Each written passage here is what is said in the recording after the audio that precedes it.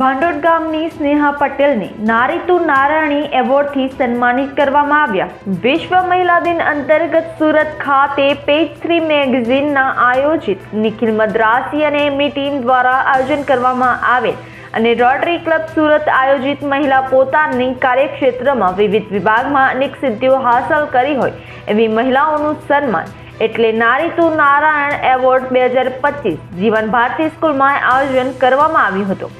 આ કાર્યક્રમમાં ટોટલ 75 જેટલી સ્ત્રીઓને સન્માનિત કરવામાં આવ્યા છે। ભાંડોદ ગામના વતની સ્નેહા પટેલ ધર્મેન્દ્ર કુમાર પટેલ જેમની દીકરી ગામનું નામ અને તાલુકાનું નામ રોશન કર્યું એ બદલ સમગ્ર ગ્રામજનોએ અભિનંદન પાઠવ્યા છે। Bureau report RNG news, Olpad, Surat.